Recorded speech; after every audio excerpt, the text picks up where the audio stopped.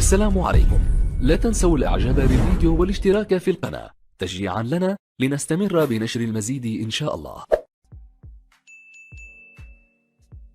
La synthèse des protéines, partie 3. L'ARN de transfert et le code génétique.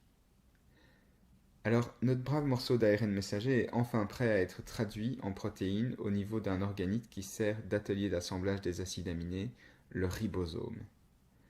Mais il y a un truc un peu bizarre. Autant passer de l'information codée sous forme d'ADN à celle sous forme d'ARN, c'était facile. Ça restait le langage de nucléotides. Chaque nucléotide qui variait selon la base azotée, et les bases azotées étaient complémentaires. Donc A complémentaire à T, ou à U, dans le cas de l'ARN, et C était complémentaire à G. Mais maintenant, on veut synthétiser une toute autre sorte de molécule. On veut fabriquer une protéine. Et une protéine, c'est pas fait de nucléotides, c'est fait d'acides aminés. Et il existe 20 sortes d'acides aminés différents dans les protéines. Donc comment est-ce qu'on va passer d'un langage de nucléotides, dont l'alphabet est finalement fait de 4 lettres différentes, à un langage d'acides aminés, dont l'alphabet est fait de 20 lettres différentes? C'est aussi compliqué finalement que de traduire un écrit en japonais vers une autre langue exotique comme, je sais pas moi, le néerlandais quoi. Si toi tu ne parles que le japonais et moi je ne parle que le néerlandais, pour qu'on se comprenne, il va nous falloir un interprète. Pareil dans la cellule, il faut une molécule qui permette de lire le message en nucléotide et permette de faire la conversion de cette information sous forme de nucléotide à une information sous forme d'acide aminé. Cet interprète, c'est une molécule qu'on appelle l'ARNT, ARN de transfert. Alors on aurait pu l'appeler ARN de traduction, ça aurait été encore plus sympa, mais soit, on va garder les mots tels qu'ils sont.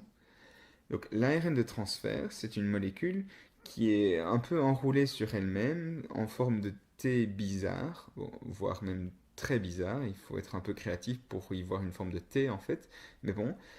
Et donc une extrémité de cet ARN de transfert peut se lier à une séquence de nucléotides, et l'autre extrémité peut se lier à un acide aminé. Et c'est vraiment cette molécule qui du coup va permettre de faire la conversion de l'un à l'autre. Ok, super, merci l'ARN de transfert. Mais comment passer de ce message en un alphabet à 4 lettres, les 4 nucléotides différents, à un alphabet à 20 lettres, les 20 acides aminés différents dans les protéines? Eh bien, l'ARN de transfert, sur son côté qui lie les nucléotides, ne va pas lire un nucléotide à la fois, parce qu'alors il pourrait que faire correspondre 4 sortes d'acides aminés différents. Vous comprenez? Si je peux lire A, U, C ou G, je pourrais faire correspondre ça que à une première sorte d'acide aminé, deuxième sorte, troisième sorte ou quatrième sorte. Lire un nucléotide à la fois, ça ne permettrait que d'assembler 4 sortes d'acides aminés différents. Donc il faut lire plus qu'un nucléotide à la fois pour faire plus que 4 combinaisons possibles. On a besoin de pouvoir faire 20 combinaisons possibles. Bon, alors, si il lisait 2 nucléotides à la fois, ça ne marcherait pas non plus, parce que ça permettrait que de faire 4 exposants 2 combinaisons possibles, c'est-à-dire 16 combinaisons possibles d'acides aminés. Bah oui, si vous lisez des messages de 2 nucléotides de long, alors on a comme combinaison possible AA, AU, AC, AG, UA, UU, UC, UG, CA, CU, CC, CG, GA, GU, GC et GG. Ce serait 16 combinaisons possibles. Or, nous on a besoin de faire 20 combinaisons possibles d'acides aminés. Donc, on va devoir lire des messages longs de 3 nucléotides pour avoir suffisamment de combinaisons possibles pour y faire correspondre les 20 acides aminés différents qui existent dans les protéines. Mais si vous avez des séquences de 3 nucléotides, ce qu'on appelle des codons, ça nous fait 4 exposants 3 égale 64 combinaisons possibles. Donc maintenant, on a beaucoup trop de combinaisons possibles par rapport aux besoins. Ok, voilà, tant mieux, c'est ça qui arrive. On a d'ailleurs regardé comment se faisait cette correspondance entre les différents codons qui existent et les acides aminés synthétisés.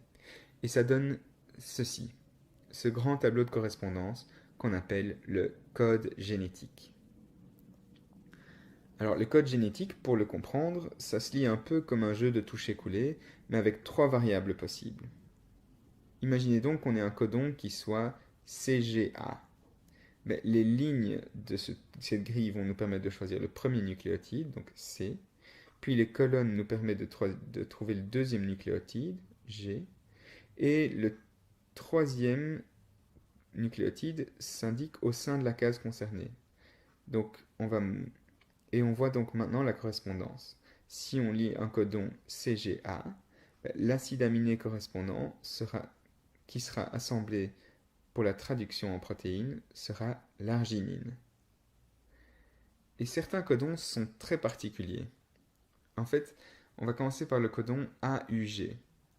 AUG, ça code pour la méthionine, mais c'est aussi le codon START. La traduction va toujours commencer par l'assemblage d'une méthionine. Par contre, on voit aussi qu'il y a 3 des codons qui veulent dire stop. Quand ces codons-là sont lus, c'est qu'il faut arrêter la traduction. Et 2 autres choses devraient nous frapper encore en parcourant ce tableau. C'est premièrement que le code génétique il est redondant. Ça veut dire que plusieurs codons différents peuvent correspondre à un même acide aminé. Par exemple que vous lisiez CGA ou CGC ou CGG, ça se traduit à chaque fois en arginine. Et deuxième chose, c'est que le code génétique il est non ambigu. Donc un codon ne peut donner qu'une sorte d'acide aminé. Si vous lisez CGA, ça se traduit d'office en arginine, et pas en cystéine ou glycine ou autre chose. Non, ça, c'est pas possible. Donc ça, c'est 2 choses que vous auriez pu constater. Alors une troisième chose qu'on ne voit pas dans ce tableau, mais qu'on a découverte et qui est assez incroyable, c'est que ce code génétique, il est universel. À quelques exceptions près, tous les êtres vivants traduisent les codons de nucléotides exactement de la même façon. Ce qui veut dire 2 choses intéressantes. Un même gène pourra être exprimé de la même façon chez différentes espèces. Et c'est notamment ça qui permet la technologie de la transgénèse. Et deuxième chose utile à partir de ça, c'est que si on a tous la même grille de traduction, ça ne peut pas être un hasard. C'est un argument de poids en fait pour dire qu'on partage des ancêtres communs. Bon, avec tout ça, tu dois être un peu sur ta faim. Oui, mais comment est-ce qu'elle se passe vraiment cette traduction au niveau d'un ribosome? Eh bien, c'est ça qu'on va voir dans la prochaine vidéo. إن أعجبك الفيديو لا تنسى الإعجاب والاشتراك في القناة.